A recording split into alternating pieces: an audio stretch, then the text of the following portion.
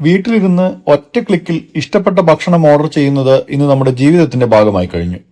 മഴയുള്ള രാത്രിയാണെങ്കിലും ഓഫീസിൽ തിരക്കേറിയ സമയമാണെങ്കിലും അല്ലെങ്കിൽ വീട്ടിൽ പാചകം ചെയ്യാൻ മടിയുള്ള ദിവസമാണെങ്കിലും നമ്മളിൽ ഭൂരിഭാഗവും ആദ്യം തുറക്കുന്നത് സൊമാറ്റോ അല്ലെങ്കിൽ സ്വിഗ്ഗി പോലുള്ള ആപ്പുകളാണ്. പക്ഷെ ഇനി മുതൽ ആ ഒരു സൗകര്യത്തിന് കൂടുതൽ പണം മുടക്കേണ്ടി വരും. കാരണം പശ്ചിമേഷ്യയിൽ നടക്കുന്ന സംഘർഷം പതിയെ നമ്മുടെ അടുക്കളയിലേക്കും നമ്മുടെ ഭക്ഷണ ചെലവിലേക്കും എത്തിക്കഴിഞ്ഞു. യുദ്ധം നടന്നുകൊണ്ടിരിക്കുന്നത് ആയിരക്കണക്കിന് കിലോമീറ്റർ അകലെ ആയിരിക്കാം, പക്ഷെ അതിന്റെ പ്രതിഫലനം നമ്മുടെ നാട്ടിലെ പെട്രോൾ പമ്പുകളിലും ഗ്യാസ് ഏജൻസികളിലും ഇപ്പോൾ ഫുഡ് ഡെലിവറി ആപ്പുകളിലും വരെ കാണാൻ തുടങ്ങിയിരിക്കുന്നു. അന്താരാഷ്ട്ര വിപണിയിൽ അസംസ്കൃത എണ്ണവില കുത്തനെ ഉയർന്നതോടെയാണ് പ്രശ്നങ്ങളുടെ തുടക്കം. സാമ്പത്തിക ഗവേഷണ സ്ഥാപനമായ ഇലാര ക്യാപിറ്റലിന്റെ പുതിയ റിപ്പോർട്ട് പറയുന്നത് എണ്ണവില ഓൺലൈൻ ഡെലിവറി പ്ലാറ്റ്ഫോമുകളെ ബാധിക്കുന്നതിനെ കുറിച്ചാണ്. അടുത്തിടെ പെട്രോൾ ഡീസൽ വിലയിൽ ഏകദേശം 4 രൂപയുടെ വർധനവാണ് ഉണ്ടായിരിക്കുന്നത്. ഇത് ഏകദേശം 4% വർധനവിന് തുല്യമാണ്. ഓരോ ഭക്ഷണ ഓർഡറും നമ്മുടെ വീട്ടിലെത്തുന്നത് ബൈക്കിലൂടെയോ സ്കൂട്ടറിലൂടെയോ ആണ്. അതായത് ഓരോ ഡെലിവറിയുടെയും പിന്നിൽ ഇന്ധന ചെലവ് നേരിട്ട് ബന്ധപ്പെട്ട് കിടക്കുന്നു.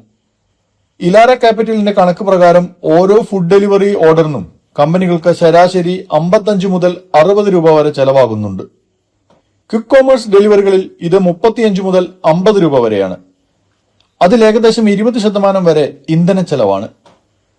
ഇതിന്റെ അടിസ്ഥാനത്തിലാണ് അവർ ഒരു കണക്ക് പുറത്തുവിട്ടത്. ഇന്ധനവിലയിൽ 4% വർധനമുണ്ടായാൽ ഓരോ ഓർഡറിനും ഏകദേശം 44 പൈസ അധികം ചെലവ് വരുമെന്ന് റിപ്പോർട്ട് പറയുന്നു.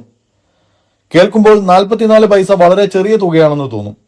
പക്ഷേ ദിവസേന കോടിക്കണക്കിന് ഓർഡറുകൾ കൈകാര്യം ചെയ്യുന്ന കമ്പനികൾക്ക് ഇത് വലിയ സാമ്പത്തിക സമ്മർദ്ദമാണ് ഉണ്ടാക്കുന്നത്.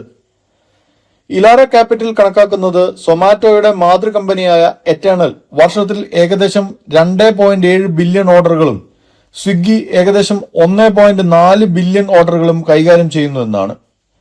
അതിനാൽ ഓരോ ഓർഡറിലെയും ചെറിയ വർധനവ് പോലും മൊത്തത്തിൽ വലിയ ബാധ്യതയായി മാറും. പക്ഷേ ഇതിന്റെ ഏറ്റവും വലിയ ആഘാതം നേരിടുന്നത് ആരാണെന്നറിയാമോ?